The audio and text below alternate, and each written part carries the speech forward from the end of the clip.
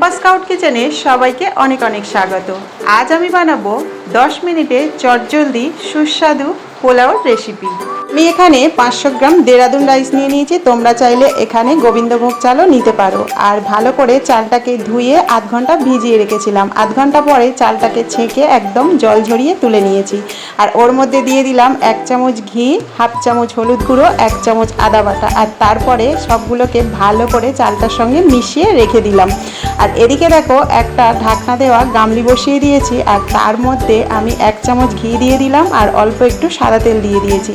আর তার মধ্যে ফোড়নে দিলাম গরম মশলা গোটা আর তেজপাতা। তারপর ফোড়নটা হালকা করে একটু নেড়ে ওর মধ্যে কিশমিশ আর কাজু বাদামটা হালকা করে একটু নেড়ে নিলাম। আর তার ওপরেই কিন্তু আমি চালটা দিয়ে দিলাম। আর তারপরে একটু হালকা করে নাড়াচাড়া করে নেব। চালটা নেওয়ার পরে আমি যে 500 গ্রাম চাল নিয়েছিলাম, মানে এই বাটিটা মেপে আমি কিন্তু 2 বাটি চাল নিয়েছি। আর সব সময় এটা তোমাদেরকে খেয়াল রাখতে হবে, যতটা চাল নেবে তার ডবল কিন্তু জল দিতে হবে। আর আমি যেহেতু 2 বাটি চাল নিয়েছিলাম, তাই এখানে 4 বাটি কিন্তু জল দিয়ে দিলাম। আর তারপরে চালটাকে ভালো করে নাড়াচাড়া করে সমস্ত চালগুলো জলের মধ্যে ভিজিয়ে দিয়ে ঢাকনাটা দিয়ে 5 থেকে 7 মিনিট গ্যাসটাকে হাই ফ্লেমে রেখে তোমাদেরকে রেখে দিতে হবে। 5 থেকে 7 মিনিট পরে তোমরা ঢাকনাটা খুলে দেখবে এইরকম ওপরে ফুটফুট হয়ে গিয়েছে, তখন বুঝতে পারবে ভাতটা কিন্তু একদমই রেডি হয়ে গিয়েছে। তো তারপরে ঢাকনাটা খুলে আমি দেখো নুন আর চিনিটা দিয়ে দিলাম।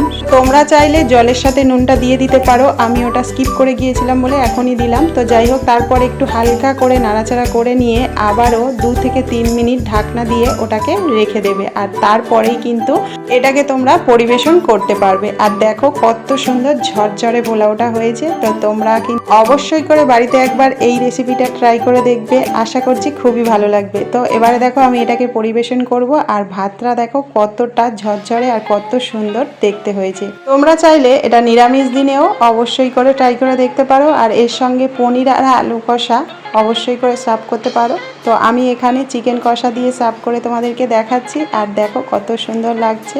আর এটা খেতেও কিন্তু খুবই সুস্বাদু হয়েছিল। তো হলো তো 10 মিনিটে চটজলদি গরম গরম পোলাও। আর ভিডিওটা যদি তোমাদের ভালো লেগে থাকে অবশ্যই করে কিন্তু লাইক কমেন্ট শেয়ার করতে ভুলো না। আর সাথে কিন্তু চ্যানেলটাকে সাবস্ক্রাইব করে রেখো। আর হ্যাঁ, বেল আইকনটা প্রেস করতে কিন্তু একদমই ভুলে যেও না, যাতে আমার চ্যানেলে ভিডিও আসার সাথে সাথে তোমাদের কাছে নোটিফিকেশানটা অটোমেটিক চলে যায়।